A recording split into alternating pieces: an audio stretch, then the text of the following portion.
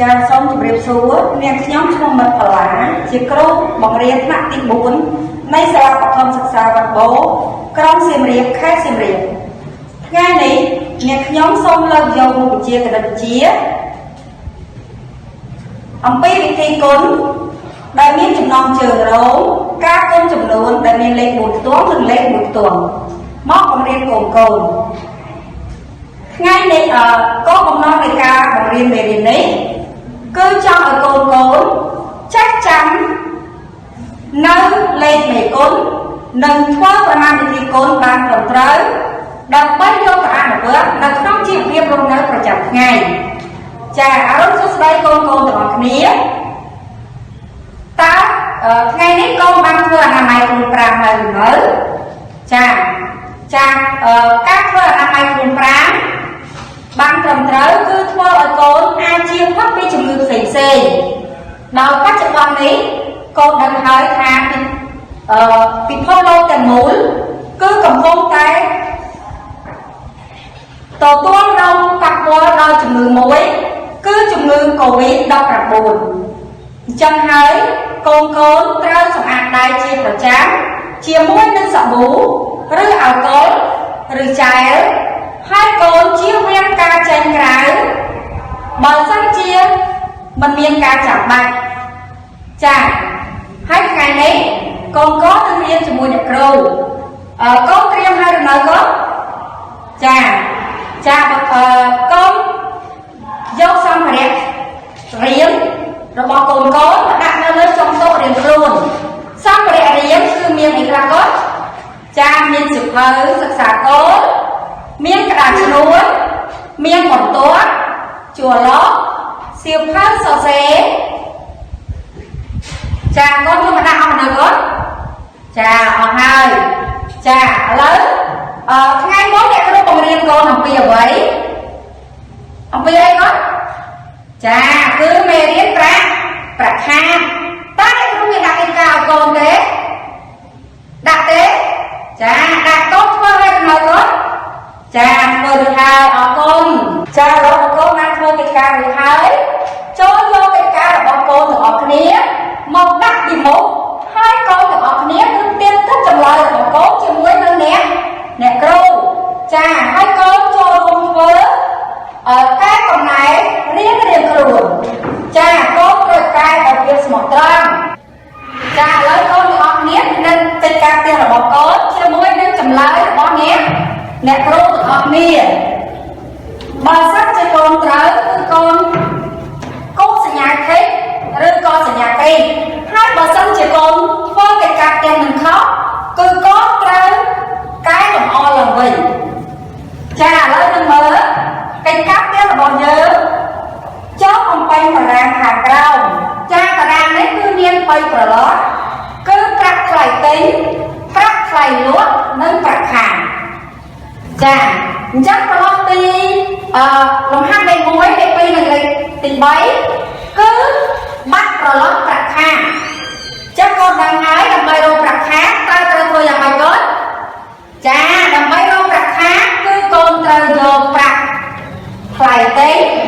ទៅដោះជាមួយនឹងប្រាក់ថ្លៃលក់ចាឥឡូវកូនពិនិត្យមើលលទ្ធផលទី1របស់កូនដែលកូនបានបំពេញចាអញ្ចឹងប្រាក់ខាតគឺចម្លើយរបស់ប្រាក់ខាតគឺ5000រៀលគឺស្មើនឹងប្រាក់ថ្លៃទិញ60000រៀលដកជាមួយនឹងប្រាក់ថ្លៃលក់55000រៀលអញ្ចឹងនឹងឃើញប្រាក់ខាតគឺ5000រៀលត្រូវទេកូនចា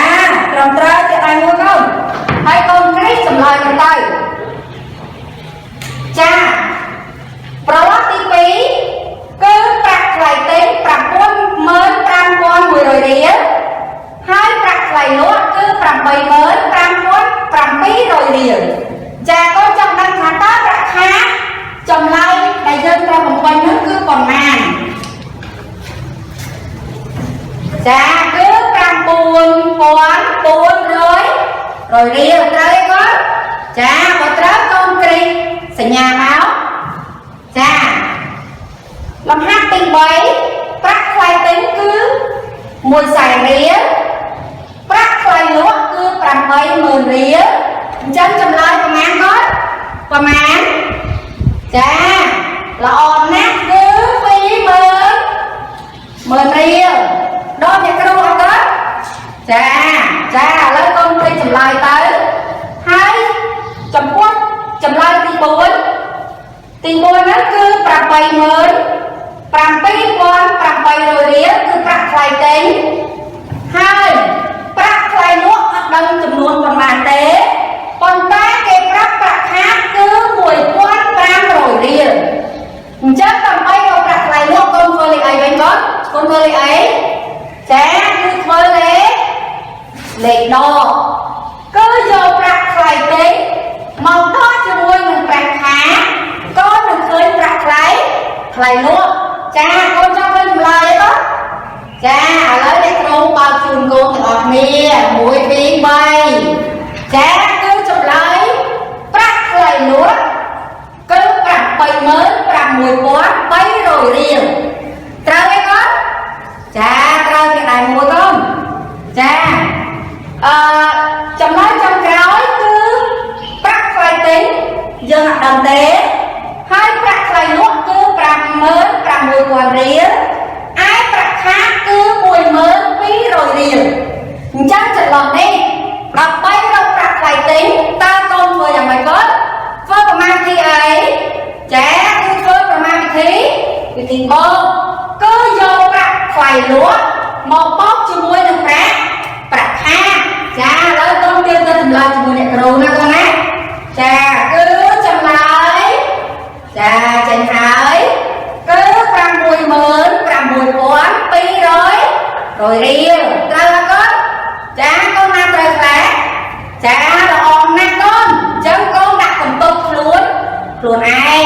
ដើម្បីឲ្យតាម៉ាក់របស់កូននឹងគឺបានឃើញនៅបន្ទុករបស់កូន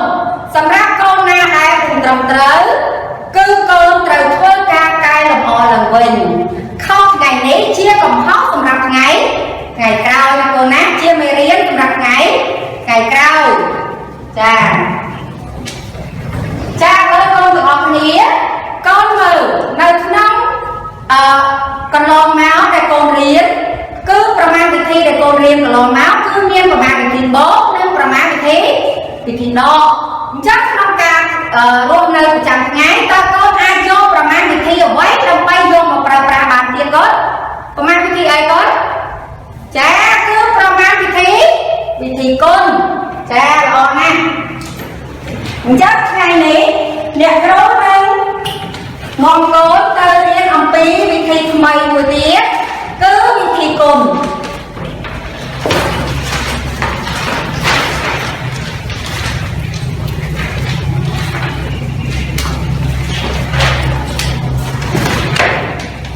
ចាឥឡូវមុននឹងយើងចូលដល់វិធីគុណអ្នកគ្រូមានល្បះចំណងមួយហើយកូនត្រូវតាមដានល្បះចំណងនេះទាំងអស់គ្នាជាមួយអ្នកគ្រូនិងមិត្តរបស់យើង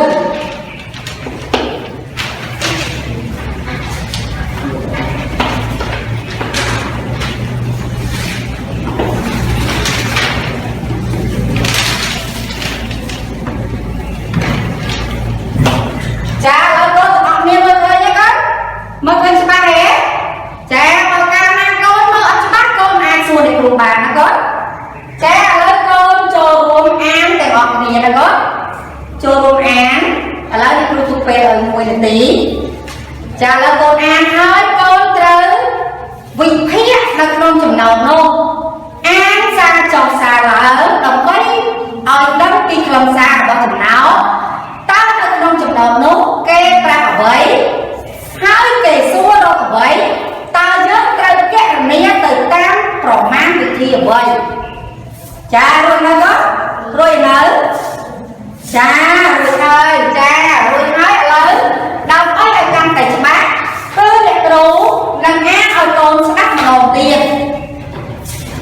ចាកូនចាំស្ដាប់អ្នកគ្រូទាំងអស់គ្នាណាកូនណាស្ដាប់ដោយការយកចិត្តទុកដាក់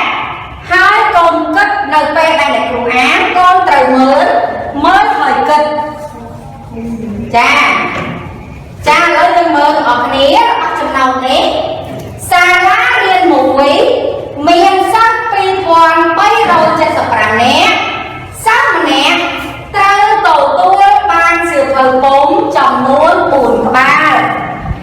តើសាលារៀននោះ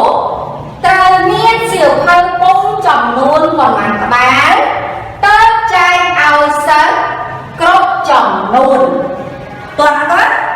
ស្ដាប់តើណាចង់ឲ្យអ្នកគ្រូអានម្ដងទៀតទេចាបើចង់តែដៃអង្គចា1 2 3 1 2 3អស់ចាឥឡូវអ្នកគ្រូអានជូនកូនម្ដងទៀតសាលារៀនមួយមានសិស្ស2375នាក់សិស្សម្នាក់ត្រូវទទួលបានសៀវភៅពុម្ពចំនួន4ក្បាលតើសាលារៀននោះត្រូវមានសៀវភៅពុម្ពចំនួនប៉ុន្មានក្បាលតើចែកឲ្យសិស្សគ្រប់ចំនួន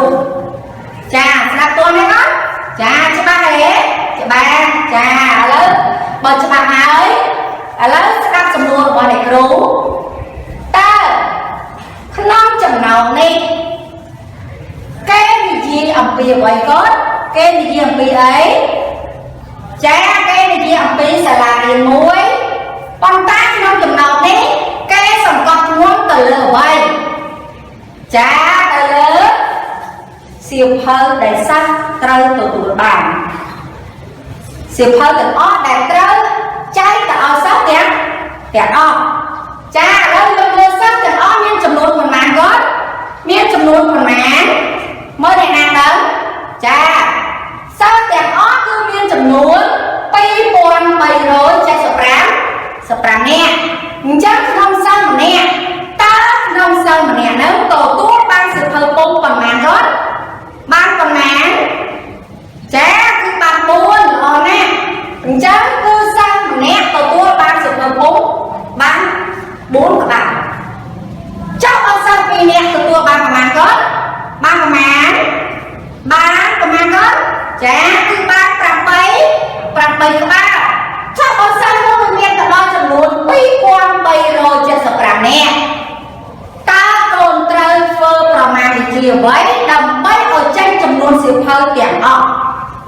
ធ្វើប្រមាណវិធីអីគាត់ធ្វើប្រមាណវិធីអីចាល្អណាស់គឺធ្វើប្រមាណវិធីគុណចាឥឡូវកូនយកក្តារឈ្នួលទាំងអស់គ្នាមកដាក់ពីមុខហើយកូន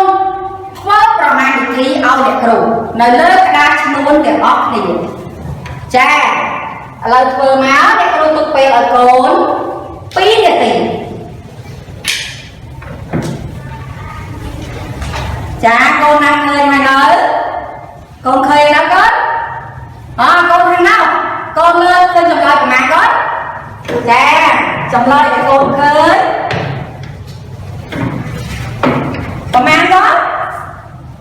80000 5000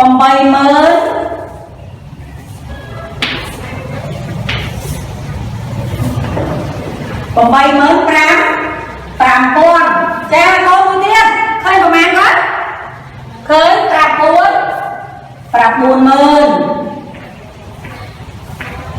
ចាកូនម្នាក់ទៀតឃើញប្រមាណគាត់ឃើញប្រមាណកូនខាងនេះឃើញ9500ឃើញ9500អញ្ចឹងឥឡូវយើងមើលទាំងអស់គ្នាណាមិត្តភ័ក្តិទាំងអស់គ្នាកូនមើលតើចម្លើយរបស់កូនមិត្តភ័ក្តិដែលយើងឆ្លើយមកហ្នឹងតើត្រឹមត្រូវឬទេចាឥឡូវយើងចូលរួមស្រាវចំណងទាំងអស់គ្នាចាឥឡូវកូនមើលសាលារៀននោះមានសិស្សប្រមាណអ្នកកូនមានសិស្ស2375នាក់អញ្ចឹងក្នុងសិស្សម្នាក់បានសៀវភៅមួយក្បាលគាត់ចាបាន4ក្បាលអញ្ចឹងកូនថាធ្វើប្រមាណវិធីអីគាត់ដើម្បីរកសៀវភៅទាំងអស់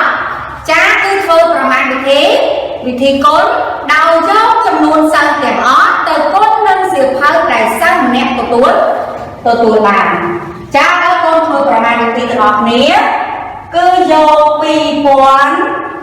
2375មកគុណជាមួយនឹង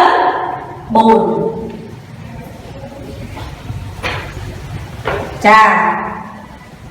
của tôi má cho tôi mày kết vô 4 nó từ con chùm mùi ấy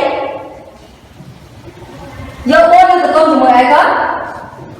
vô 4 nó từ con chùm mùi nó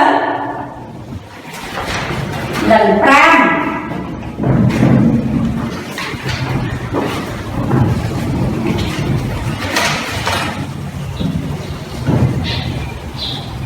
cha con vô 4 từ con chùm mùi nó lần pram 4 pram đo còn mảng con thằng đó 4 pram đo mảng hết cha 4 pram đo một thầy cha tên đây là con sạch pi mùi tì cha 4 pram đo một thầy con thì xe lên một thầy á đó xe lên mảng cha sao xe lên xốn 2 pram tục của mảng đó một thầy tra tục mảng tra tục pi tra tục nó lên còn mảng cha tra tục cứ nó lên tuột đó cứ lên pram nó lên pram pi cha bọn tước con vô lại 4 thì con vô mà mảng cha cứ vô lại 4 thì con chỉ mùi nâng pram pi 4 pram pi đó 4 pram pi đó một thấy pram 7 một thấy pram 7 con chỉ mùi tra tục pi còn ăn hết cha 3 sao xe lại số ra tầng mang đó ra tốt 7 cha một tiết cứ con do lên tuần nữa từ con cho mùi nữa tuần còn tiết cứ tuần rồi cha 4 bay đó còn mang đó 4 bay đó còn mang cha cứ đó đọc pi rồi nè cứ đọc pi 2 cho tôi làm 10 tiếng cứ dùng 4 cho mùi thằng cá trả tốt cá nga con lên 1 cho mùi trả tốt cứ trong lời một 4 cứ mình trăm trời tiền chắc lên 1 cho mùi trả tốt máu ban đọc mảng ban đọc pram cha so xe để pram miên trả tốt thế đó miên hả miên cha trả tốt mang đó trả tốt mùi nó lên phần mảng cha nó lên tôn bọn tua cha 4 pi đó và mang kết và mang cha cứ pram 7 tốt cho mùi ra tụi mùi để con miền ấy bác và mang cha cứ bác pram 4 cha trao nói kết con khơi trao cho nhà cô ghế con na để khơi trao khác cha cứ 2 bay con mùi pi 7 cha lớn là 7 ở bên tham chồng lớn là một giường nữa bác là giường kẻ 12 trao được không trao con miêu thị ấy con miêu thị ấy con cho riêng bị hại 7 được 2 con miêu thị ấy ghế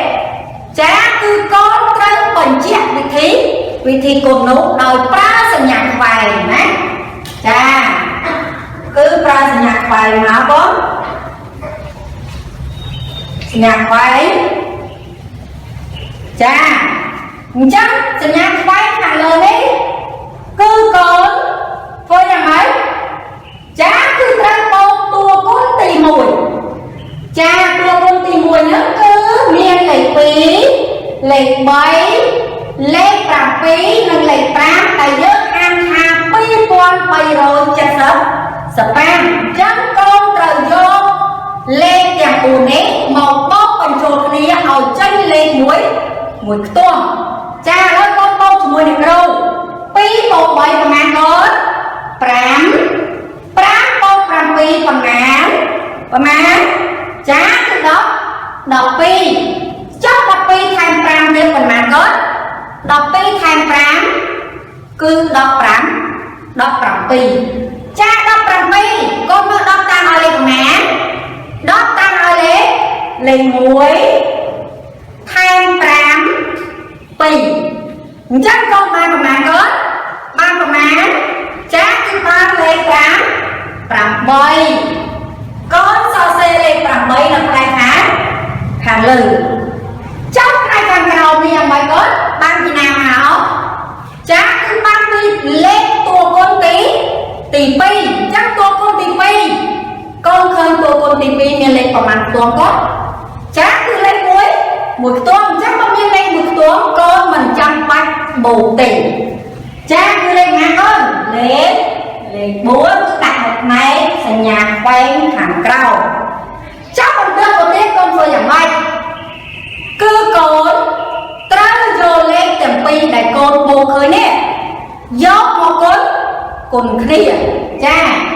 dân ai dụ muốn tại con là một quay và bán rư dốc làm mấy con mình muốn có bàn cha đây vô bốn con làm bay và mang con bốn làm bay đó và mang cha cứ sáng sắp và mang cha sang sập pi là họ nè con sang sập pi nên lên và mang lá như lên và mang cha miên lệ bấy nâng lệ pì chắc ban và mang con cha cứ bàn rang chân con sò xe lệ prang bà con sò xe nơi thành phế chân nơi tục thành đằng nó tục thử ấy gót tục thử ấy cha cứ tục bao tù con muối tiền thôi con muối tiền cha thôi con là bao giờ cứ khơi bạc buồn mớn bạc buồn quán bạc rồi cha bạc buồn quán bạc rồi miên lệ bạc bốn lệ bạc lệ sáu mình lệ sồn con bột lệ sồn có bán con mình bột lệ sồn có bàn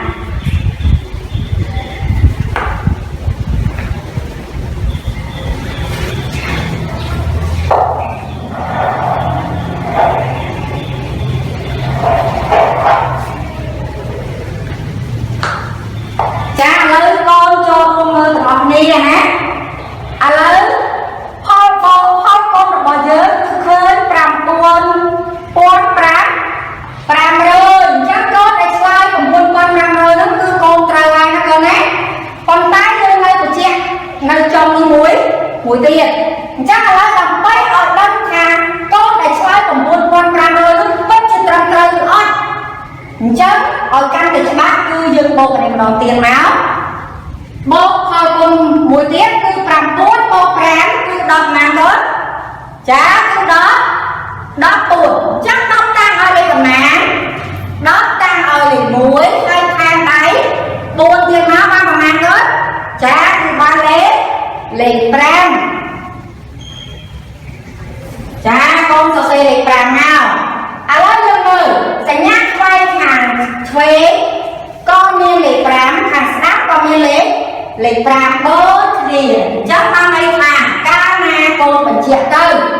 khơi lên đôi kia đèn sau hàng bàiนี้cứ bạn này thay chồng lợi mà con cứ căng tay trắng mùi rồi biết thì rồi sạp ai đó cha con cha rồi nè chân ta dân khơi chồng lợi nè con cha khơi chồng lợi thôi cha kia khơi chồng lợi thôi con xoay ra là bài con cha dân ta chồng lợi máu đồ ní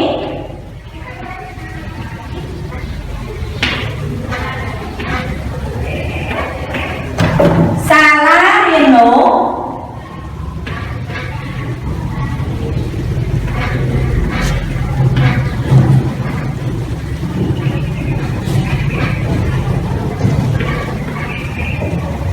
tráng niên siêu phở bốm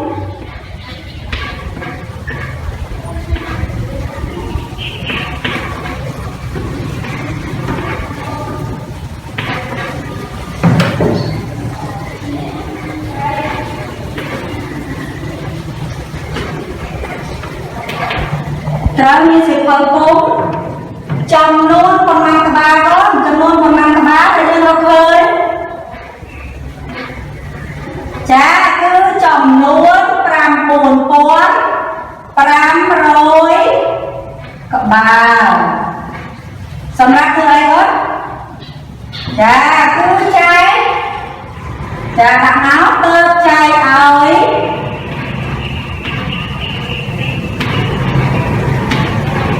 ôi sát rốt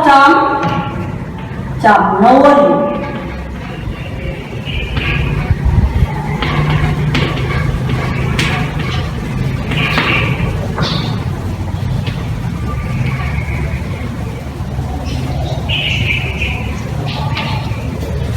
cha ơi con tụi con nhé chăm lo cho con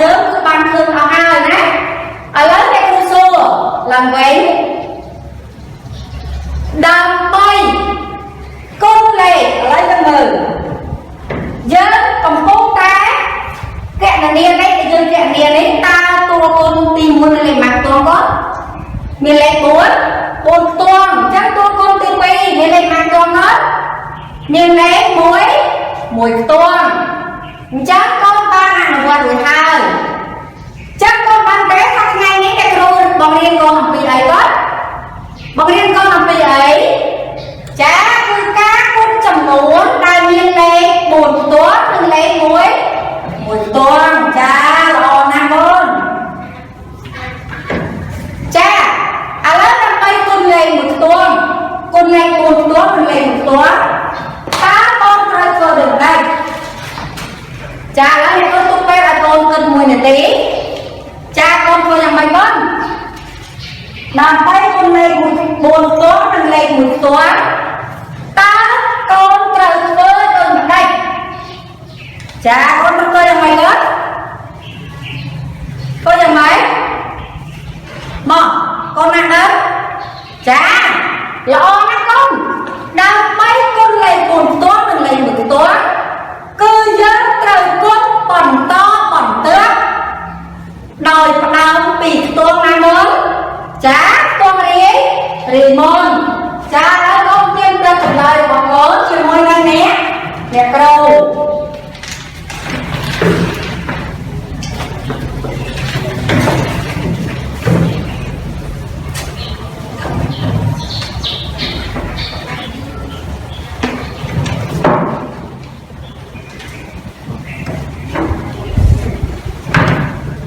cha nói dương mơ bạch nha từ ngọc nè này con nát án bạch nha từ ngọc nè đào mấy con chầm núi miền lên buồn toán mình lên buồn toán dớt từ con lên bẩn to bẩn tớ đào bị toán rì môn toán đấy con hỏi cha con cha thế ra có sao con cha lớp con to tía nè cái đó nó miền thịt cà ở bồn phơi còn to tía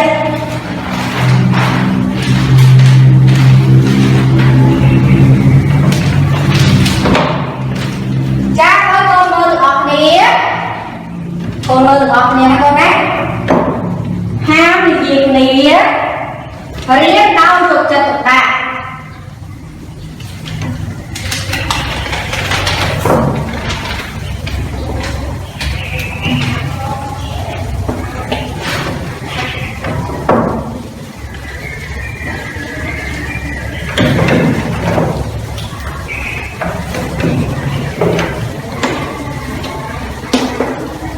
cha ơi dân mới đã quay lại gần thằng con đó chắc sẽ bắt được ông chắc để con đặt cái ca của con môi cho cái ăn liền hỏi con cha cái ca con ấy cứ quay quán và mùi rồi đọc làm phí con chưa mùi nữa nâng pram ai chẳng nói khó cứ đẹp lúc xông lẹ cồn sần đó con á à lớp con mơ cái mình nói chùm này con cha ơi cho con cho cái đàn luôn từ học nế hai dòng anh ác được luôn từ học nế ngày nào rồi muốn được con chùm bạch đầu mùi cha à lớp con thua từ học nế ná để con tụi bay ở cùng phí để tìm hai con thua tên bà bàn thế tên ca bằng chiếc bà bàn thì cha nên lắm đó ở lưới cha ơi nha con con hàng rồi này con nào đi tiếp cha ôn nát con lươn bọc kề mê cha lấy lươn kêu ta chùm lời bọc cố cho môi nó nè rô cha kêu ta chùm lời bọc cố cho môi nè rô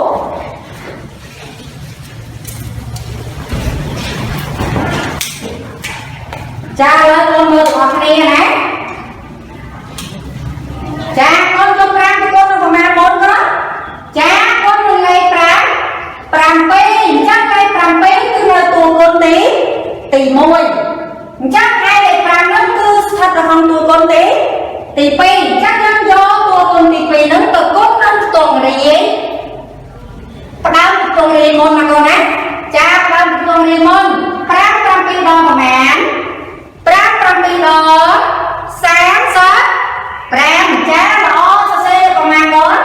សរសេរលេខ5ហើយមានក្រាតុកទេចាមានក្រាតុកប៉ុន្មានមើល35ក្រាតុកប៉ុន្មានមើលចាក្រាតុកទុក3ក្រាតុកគឺនៅលើខ្ទង់បន្ទាប់ចាបន្ទាប់មកទៀតកូនយកលេខ5ទៅកូនជាមួយនឹងលេខខ្ទង់10ហ្នឹងគឺ5មួយដង5បូកជាមួយនឹងក្រាតុក3ទៀតគឺប្រមាណកូនចាគឺ8មានក្រាតុកទេអត់មានក្រាតុកអត់ចាអត់មានទេបើអត់មានកូនមិនបាច់ដាក់ទេណាកូនណាចារួចហើយយកលេខ5នេះទៅកូននឹងខ្ទង់បន្ទាប់ទៀតគឺលេខ6 5 6ដង5 6ដងចាល្អណាស់គឺ30សរសេរលេខប៉ុន្មានកូនសរសេរលេខ0កូនក្រាតុកប៉ុន្មានចាក្រាតុក3សរសេរលេខ3នៅលើខ្ទង់បន្ទាប់ទៀតចាបន្ទាប់មកទៀតគឺកូនគុណលេខ5នឹងខ្ទង់ណាបន្តមកចាគឺគុណលេខ5នឹងខ្ទង់បន្តចាខ្ទង់ប៉ុន្មានម៉ាកូនចាលេខ3ចា5 3ដងប៉ុន្មាន5 3ដងគឺ10ប៉ុន្មានកូនចាគឺ15អញ្ចឹង15បូកជាមួយនឹងក្រាតុកទេចាបូកឲ្យប្រមាណឃើញ15ចាកូនសរសេរទាំងអស់ព្រោះអស់ទួងហើយចាកូនឃើញប្រមាណកូនតើចម្លើយរបស់កូននិងចម្លើយដែលទៀងទាត់នៅលើក្តារខៀនហ្នឹងដូចគ្នាទេកូនដូចគ្នាទេចា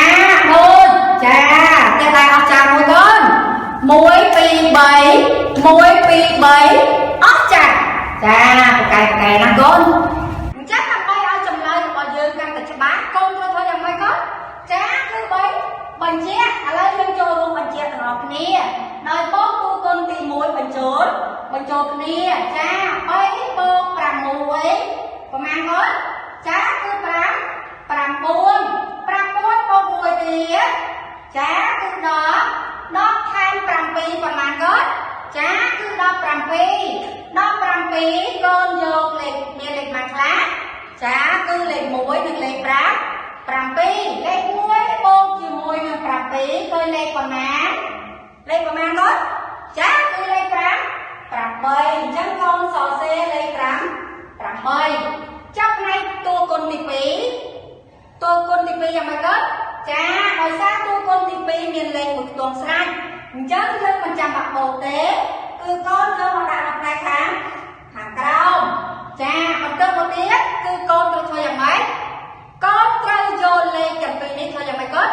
ចាគឺគុណបញ្ចូលគ្នាចាហើយកូនជាមួយនឹងគ្រូ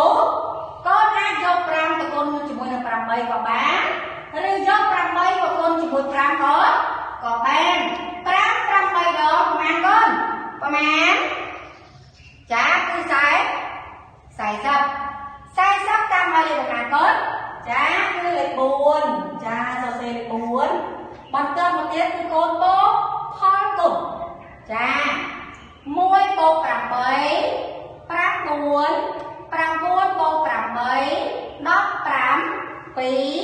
17បូក5 22ចា22គឺតាមឲ្យមានលេខ2និងលេខ2អញ្ចឹងលេខ2 2ដងបានម៉ាកូនចាបាន4ដូចគ្នាអត់ចាដូចចម្លើយរបស់កូនគឺត្រឹមត្រូវ